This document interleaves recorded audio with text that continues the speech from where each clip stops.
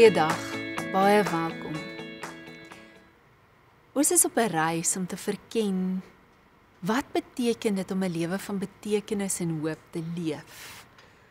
En ons vra die Here om ons te help, dat ons nie net kennis sal hê van hoe so 'n lewe lyk nie, maar dat sy Gees sal kom en in ons sy woorde sal inwerk, sy waarhede en sy uitnodigings. En ons vra hom vir wysheid om te reageer op dit wat hy vandag vir ons sê. Ons skrifgedeelte is uit Romeine 12. En word nie aan hierdie wêreld gelykvormig nie, maar word verander deur die vernuwing van julle gemoed, sodat julle kan beproef wat die goeie en welgevallige en volmaakte wil van God is.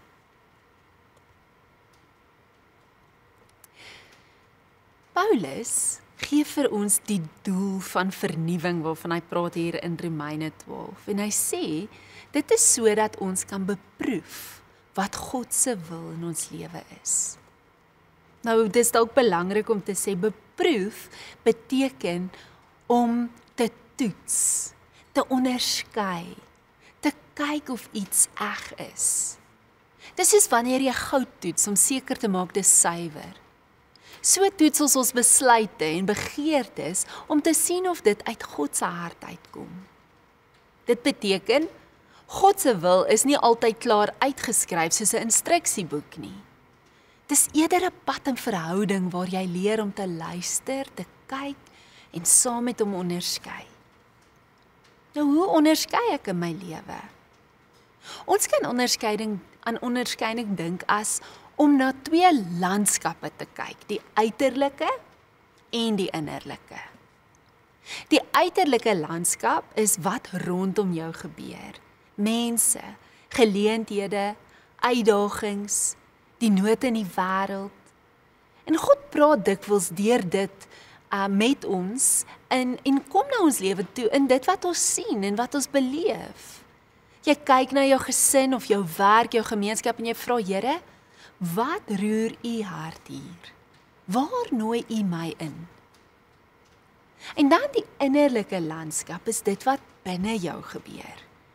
Jou emosies, jou drome, jou verlange en selfs jou vrese. God praat ook deur dit. En soms wys hy jou wat jou energie gee, en soms wys hy vir jou waar jy leeg raak. Dit neem energie weg.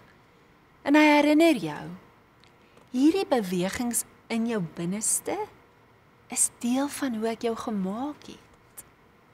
En wanneer ons hierdie twee landskappe saambring, wat om ons gebeur en wat in ons gebeur, kan ons begin onderskei.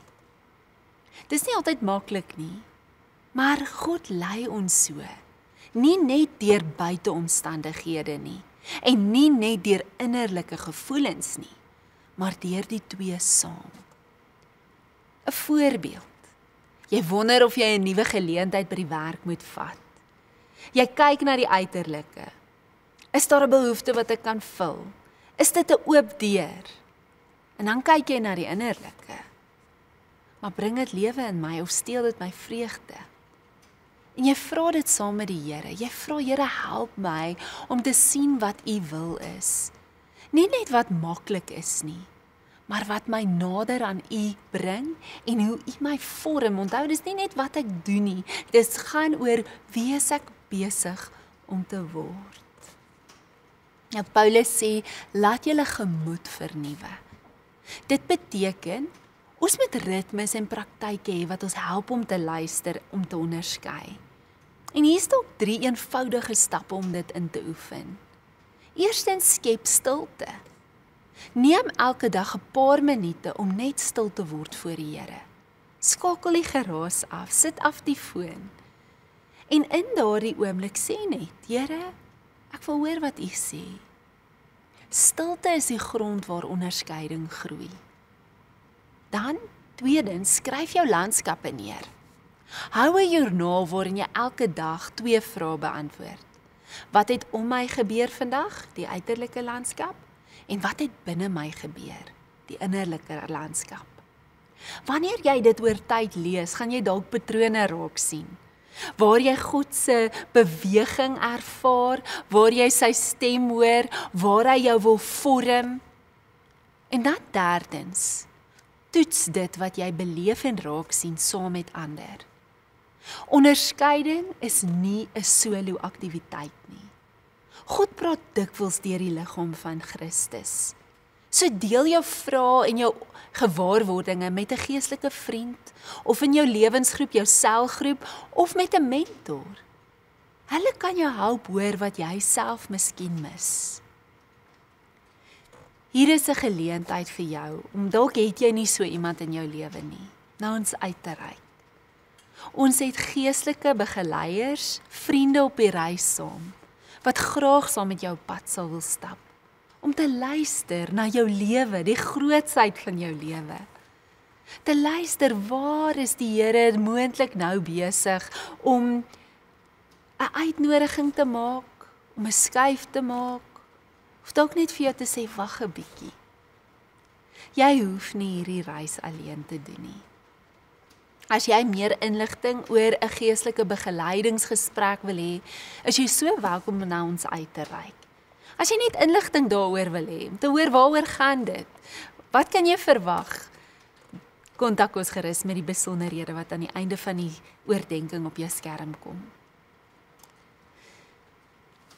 Die Here kom op verskillende maniere na ons toe.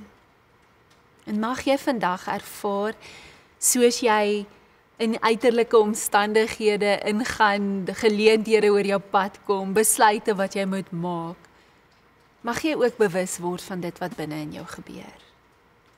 En mag hy jou die genade gee, om te hoor, waarheen hy jou nooi, wanneer die uiterlike en die innerlike landskappe van jou lewe bymekaar kom.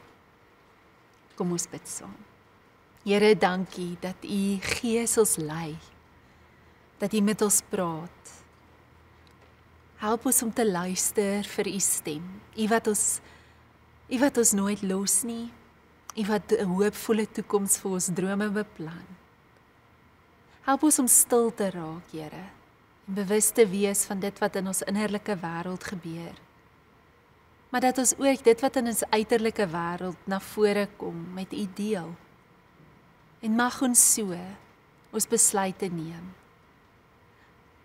Mag ons so meer getransformeer word om te word wie U ons gemaak het om te wees. Amen.